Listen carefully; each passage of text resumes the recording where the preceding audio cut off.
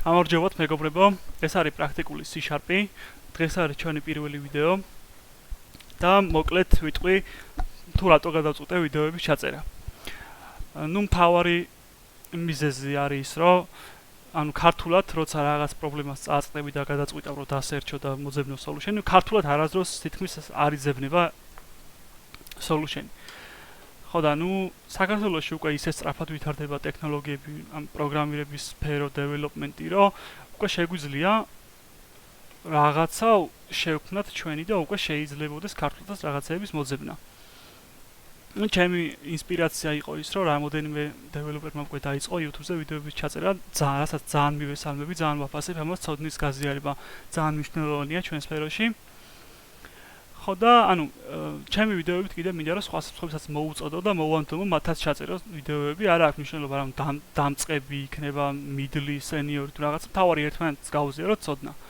და ნუ რაღაცა პრობლემას რო წავაწყდებით და ეგრევე Stack Overflow-ზე როცა მივდივართ ან YouTube-ში ან ინგლისურად ვეძებთ რაღაც გადაწყვეტას, მოდი ატომაც არა, ანუ ქართულადაც იდოს, ხო, რაღაცეები, მით უმეტეს რომ ისე ვითარდება ეს სფერო, რომ საბოლოო ჯამში დაგვჭირდება მაინც ერთმანეთთან ცოდნის გაზიარება და კომუნიკაცია.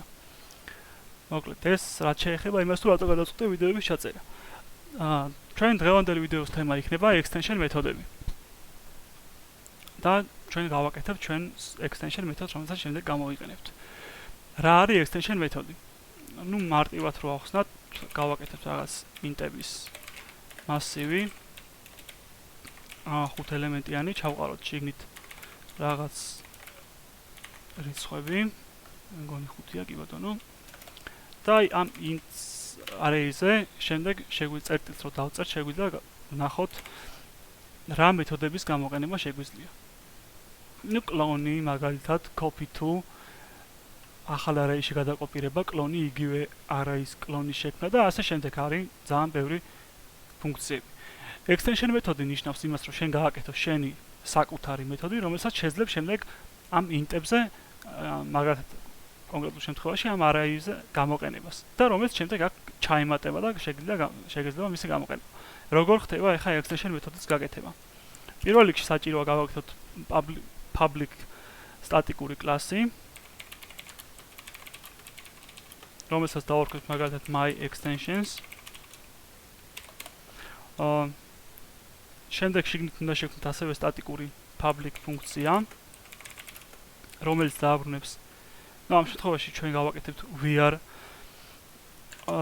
მეთოდს, link-თან ვისაც გქონიათ შეხება, var-ი აბრუნებს იმ array-დან, რომელზეც მოხდა ამ var-ის გამოძახება, მის sub-array-ს, რომელიც აკმაყოფილებს რაღაც სპეციფიკურ პირობას, რა პირობას var-ს გადაეცემა. დავარქვათ var-ი, ესეც იქნება generic-ი. ნუ generic-ი ხა რას ნიშნავს? ამ var-ის გამოყენება შეგვეძლება ჩვენ არა მარტო int-ების array-ზე, ასევე string-ების და ნუ სხვა კიდე type-ების. მაგას ნიშნავს t, რომ ეს იქნება ზოგადი, იქნება generic-ი და არა კონკრეტულად int-ისთვის თქვა. თუმცა შეგვეძლება მხოლოდ int-ებისთვისაც გავაკეთოთ. აქამდე მოკლედ რაც დავწერეთ ახლა ჯერჯერობით ჩვენ სინტაქსი არაფრით არ განსხვავდება ჩვეულებრივი ფუნქციისგან, როგორცაც ვაკეთებ არა extension ჩვეულებრივი ფუნქციას.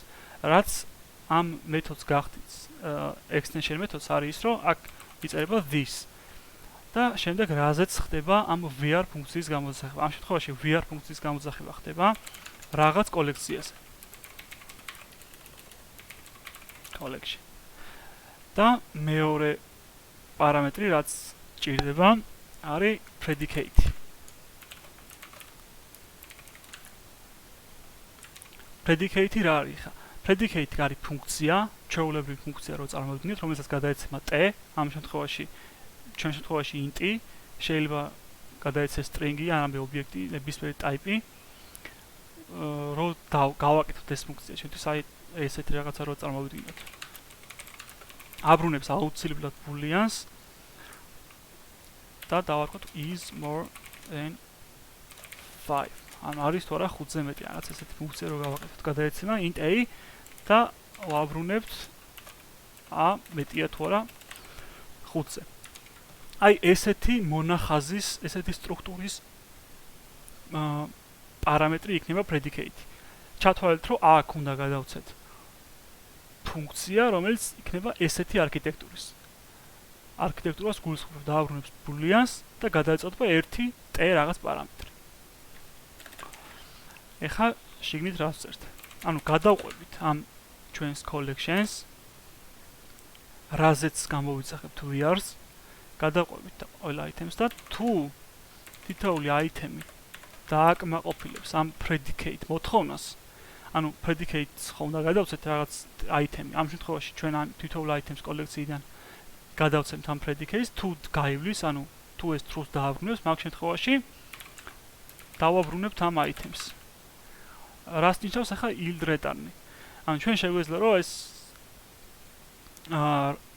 item-ი, რომელიც predicate-ს გაივლიდა, დააკმაყოფილებდა ამ შემთხვევაში პირობას, რაღაც array-ში შეგვენახა, აქ გაგვეხსნა თქვათ რაღაც array, ამ ეს აქ გავიკეთებია რომ array, თქვათ add რაღაც item და შემდეგ ის array დაგვებრუნებია ბოლოს.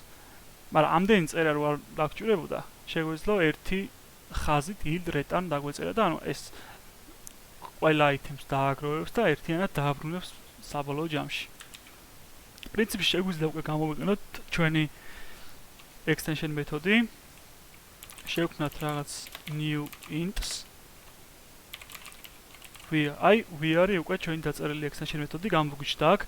თუ დააკვირდებით ის არის აქ ქვევით, რაც ნიშნავს იმას, რომ ეს არის extension მეთოდი, ჩვენი გაკეთებული, რომელიც ახლა ხანს გავაკეთეთ. და ამას უნდა გადავცეთ predicate. ხო, ამ პარამეტრის გადაცემა არ ჭირდება, როგორც ვიცით, იმიტომ რომ ამ collection-ზე თვითონ VR-ის გამოძახება ხდება ამ collection-ზე, ამ შემთხვევაში აი ეს int-ების array არის ეს collection-ი და გვჭირდება მხოლოდ ის predicate-ი გადასაცემი. Predicate-ი არის ესეთი arrow function-ი, რომელიც იღებს რაღაც x, ამ შემთხვევაში აი ესეთი სინტაქსი აქვს, იღებს x, ეს ნიშნავს, რომ x-ი შემოვიდა ამ ფუნქციაში და უნდა დავაბრუნოთ ჩვენ true ან false-ი. ანუ აქ უნდა დავწეროთ ახლა ჩვენი expression-ი, რომელიც დააბრუნებს true ან false. მაგალითად x-ი მეტია 5-ზე. რას გააკეთებს ახლა ეს ფუნქცია? ეს VR-ი გადაყვება int-ებში თითოეულ ელემენტს.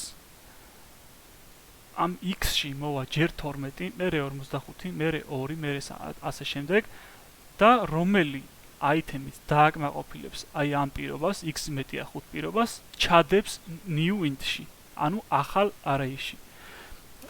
მოდი შეგვიძლია ხა ჩვენ ნახოთ რა ჩადო new int-ებში VR-მა.